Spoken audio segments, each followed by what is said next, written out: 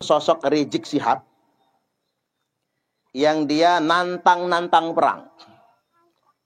Dulu ada rekaman video lama dia nantang perang Deddy Mulyadi. Bawa basoka, bawa AK-47. Anda bawa 1000, kami bawa 1000. Luar biasa, nantang perang. Nah kemarin sebelum Idul Fitri nantang perang lagi. Nantang perang. Nah yang saya sayangkan pemerintah membiarkan. Mengapa saya katakan pemerintah membiarkan? Sudah jelas ada videonya, jelas ada buktinya, tapi tidak ada tindakan hukum terhadap yang bersangkutan. Ini kan provokasi. Ini hadis Nabi. Jadi ada istilah preman berjubah. Mereka menggunakan imamah udeng-udeng. Mereka menggunakan jubah putih, tapi teriak-teriak ngajak perang provokasi.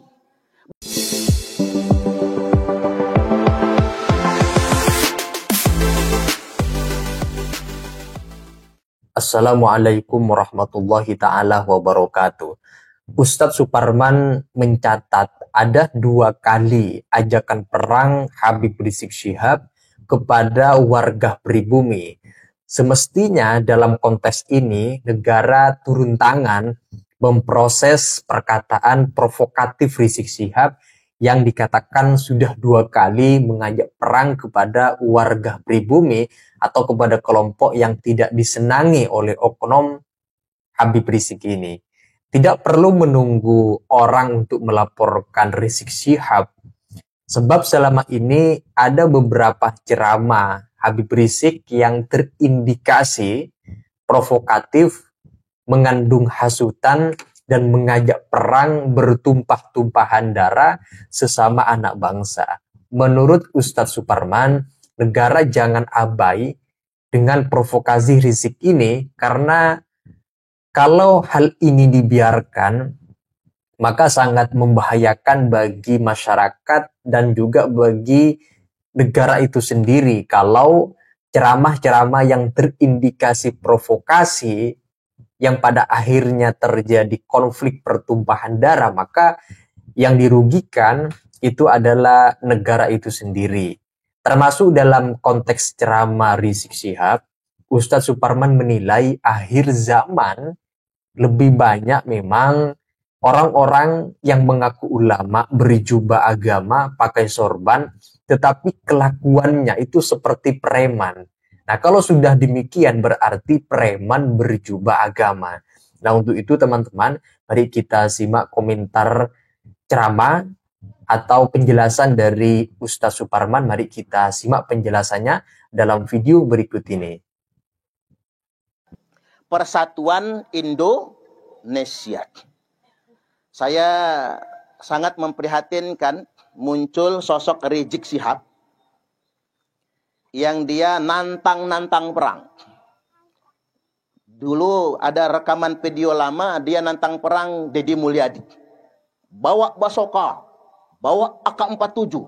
Anda bawa 1000, kami bawa 1000. Luar biasa, nantang perang. Nah kemarin sebelum Idul Fitri nantang perang lagi. Nantang perang.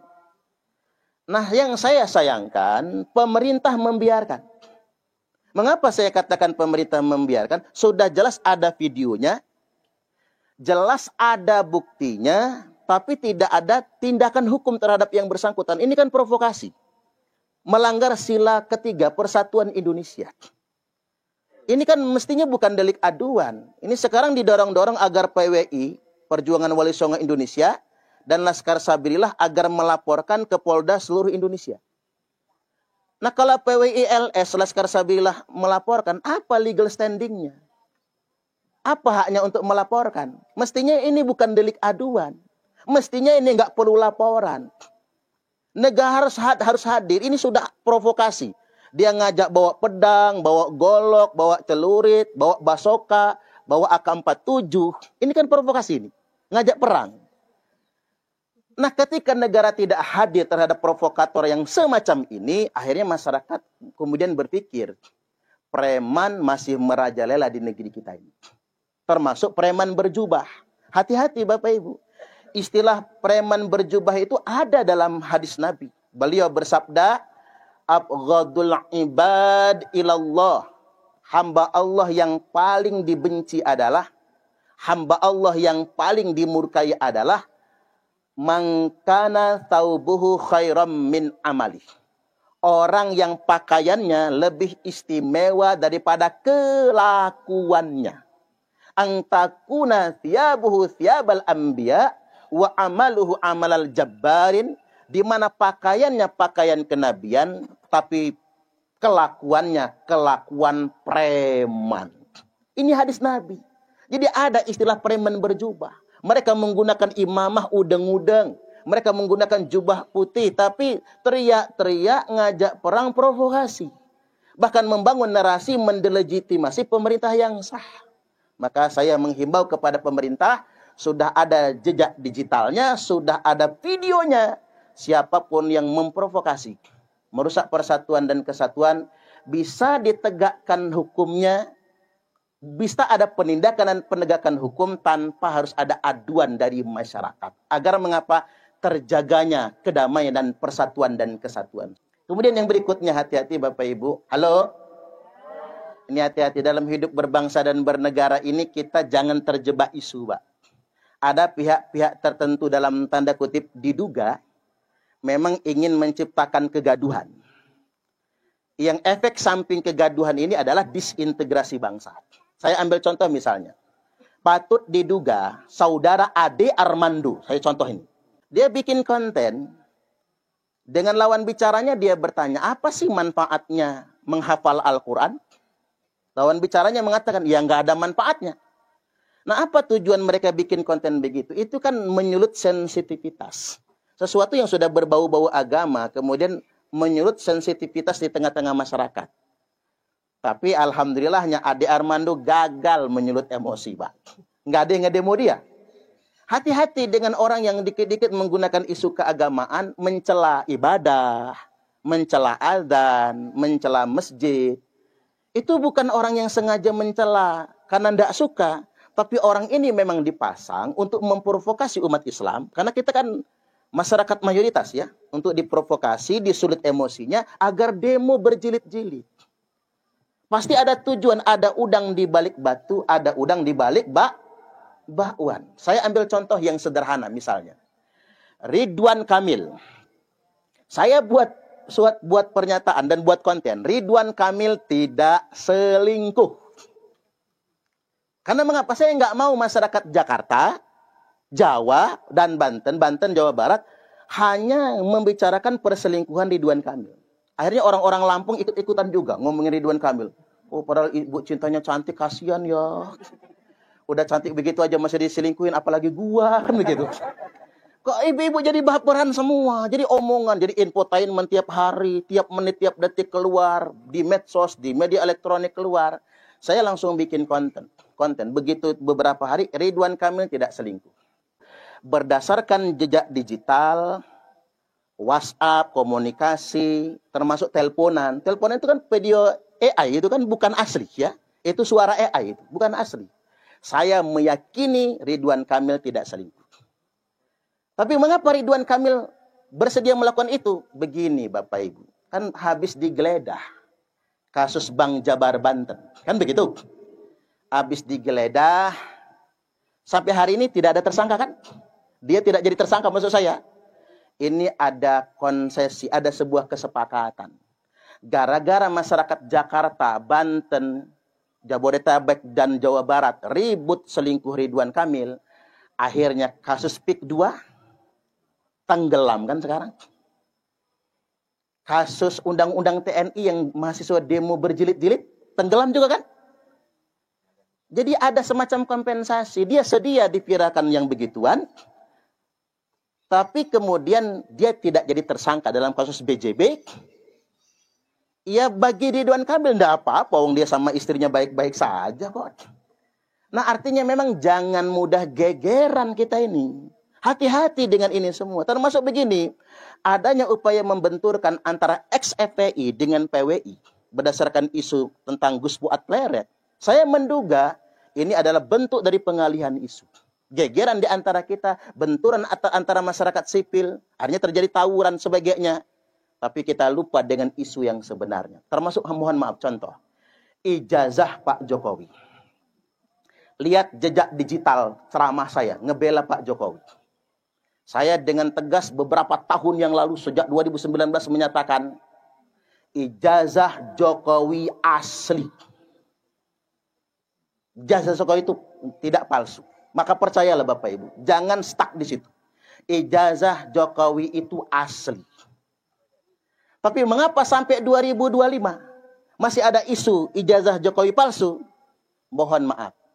Ijazah Jokowi dalam tanda kutip dibiarkan palsu. Ijazah Jokowi dibiarkan disangka palsu. Tujuannya apa? Meninabobokkan agar kita terjebak dengan isu yang tidak substantif. Kita terjebak dengan isu yang tidak mendasar, akhirnya kita lupa dengan isu yang sebenarnya. Oligarki, PIK 2, pencucian uang, ini semua hilang dari pikiran masyarakat. Hanya terfokus kepada ijazah palsu. Karena kalau ijazah Pak Jokowi palsu, Bapak Ibu, UGM yang rontok, Pak. Bukan Pak Jokowinya saja. Hancur UGM itu sebagai salah satu universitas terbaik di Indonesia. Hancur itu. Tidak mungkin palsu. Ini namanya jebakan tuyul. Halo? Halo?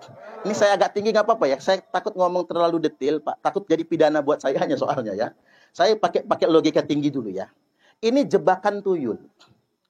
Bagaimana di lingkungan perumahan kita BKP misalnya, ada orang yang sering kehilangan duit.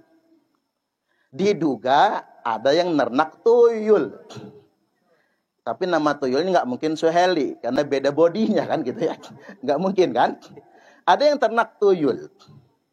Nah gimana caranya agar tuyul nggak maling duit kita? Tuyulnya dikasih mainan. Apa itu? Yuyu. Tahu yuyu nggak tuh? Kepiting ya. Anak kepiting itu kasih air, kasih anak kepiting. Maka si tuyul hilang misinya ngambil duit karena dia terjebak dengan main kepiting. Sama persis. Kita kehilangan substansi tentang oligarki Jokowi.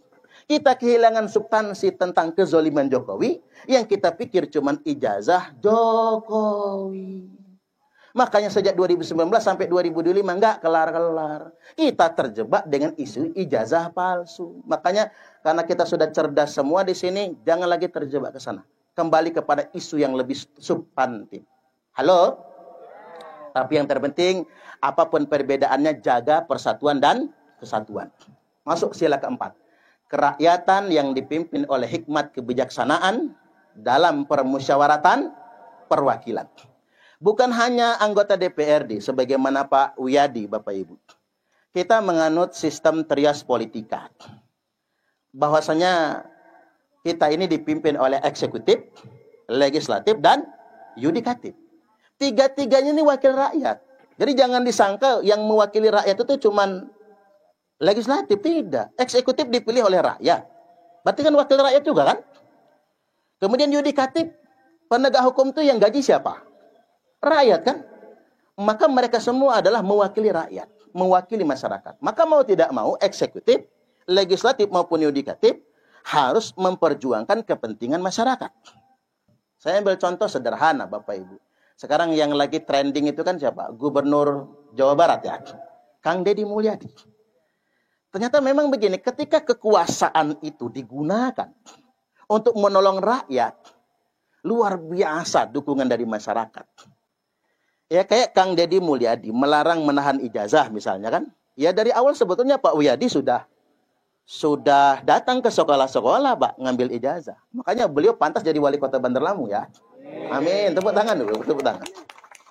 Karena begini, kalau legislatif itu perannya terbatas Bapak Ibu. Dia bukan eksekutor.